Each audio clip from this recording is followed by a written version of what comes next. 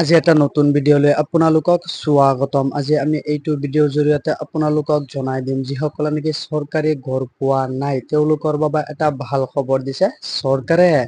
2024 চনত চৰকাৰী ঘৰৰ বাবে আবেদন প্ৰক্ৰিয়া চলি আছে। যদি আপোনালোকে এতিয়ালৈকে চৰকাৰী ঘৰৰ বাবে আবেদন কৰা নাই তেনেহলে আপোনালোকে এইটো ভিডিঅ' ধৈৰ্য সহকাৰে শেষলৈকে চাই থাকিব। এইটো ভিডিঅ'ৰ জৰিয়তে আমি আপোনালোকক জনাই দিম যে চৰকাৰী ঘৰৰ বাবে 2024 চৰকাৰী ঘৰৰ বাবে কেনেকৈ আবেদন কৰিব লাগে। সকলোবোৰ তথ্য আমি আপোনালোকক এইটো ভিডিঅ'ৰ জৰিয়তে জনাই দিম। ভিডিঅ'টো অলপ স্কিপ নকৰাকৈ সম্পূৰ্ণৰূপে শেষলৈকে চাই থাকিব।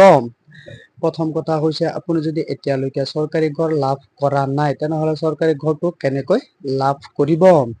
হয়তো আপোনালোকে মোবাইলতে বহুতো ভিডিঅ' চাইছিলে যে চৰকাৰী ঘৰৰ বাবে কেনেকৈ আবেদন কৰিব লাগে। তেওঁলোকে অনলাইনৰ জৰিয়তে আপোনালোকক আবেদনটো দেখুৱাইছিলে।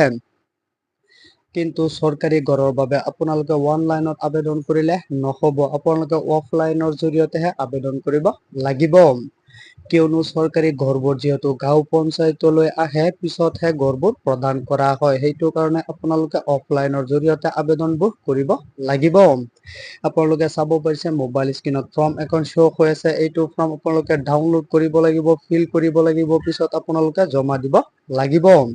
এইটো ফৰ্ম কেনেকৈ ফিল কৰিব আৰু ফৰ্মটো ক'ৰ পৰা ডাউনলোড কৰিব আৰু জমাটো ক'ত দিব আৰু লগতে কি কি ডকুমেন্টছৰ সৈতে জমা দিব সকলোবোৰ তথ্য আমি আপোনালোকক এইটো ভিডিঅ'ৰ জৰিয়তে জনাই দিম। তেনেহলে বলক আমি আপোনালোকক দেখুৱাই দিওঁ যে ফৰ্মটো আপোনালোকে কেনেকৈ ডাউনলোড কৰিব আৰু কেনেকৈ ফিল কৰিব আৰু ক'ত জমা দিব লাগিব। সকলোবোৰ তথ্য আমি আপোনালোকক A to Z মোবাইল স্ক্ৰীনত দেখুৱাই দিম। তেনেহলে বলক মোবাইল স্ক্ৰীনত আমি আপোনালোকক দেখুৱাই।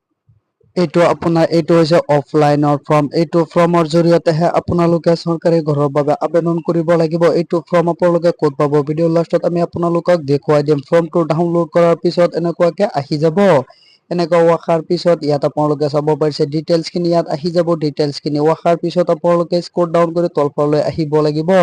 ফৰ্মৰ প্ৰথম পেজ হৈছে এইটো। ইয়াত চাব পাৰিছে নেম অফ হেড ফেমিলি। ইয়াত আপোনালোকৰ ঘৰৰ যিজন মুৰব্বী আছে তেওঁৰ নামটো ইয়াত লিখি দিব লাগিব। দ্বিতীয়টো হৈছে ছেক্স, মেল হয় নে ফিমেল হয় আপোনাৰ ঘৰৰ মুৰব্বীজনৰ তেওঁৰ ইয়াত দি দিব লাগিব।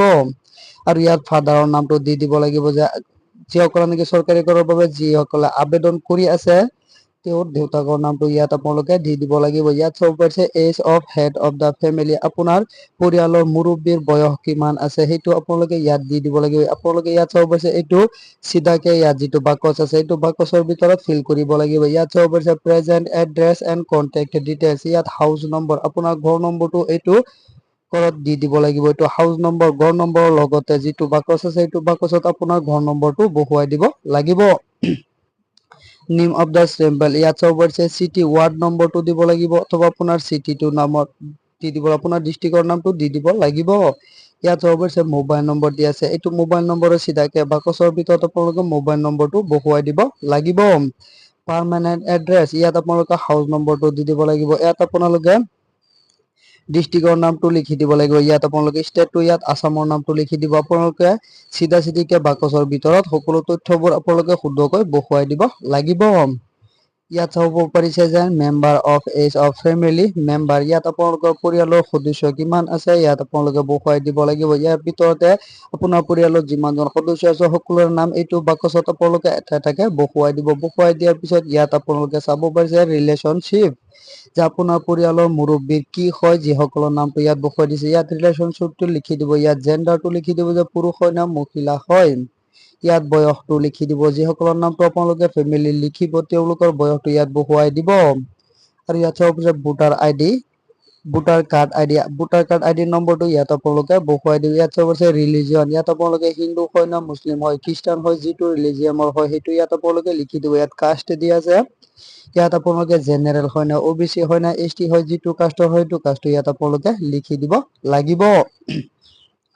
ইয়াত এনেকুৱাকে আপোনালোকে ইয়াত চাব পাৰিছে যে মেৰিট, ইয়াত আপোনালোকে বিয়া পাতিছে নে নাই এইটো ঘৰত আপোনালোকে বহুৱাই দিব লাগিব। সকলোখিনি তথ্য লোকেলিটি, ইয়াত ষ্টেটটো লিখি দিব লাগিব। এনেকুৱাকে আপোনালোকে ইয়াত নিজৰ চহী এখন কৰি দিব লাগিব। ইয়াতো আপোনালোকে চিগনেচাৰখন কৰি দিব লাগিব।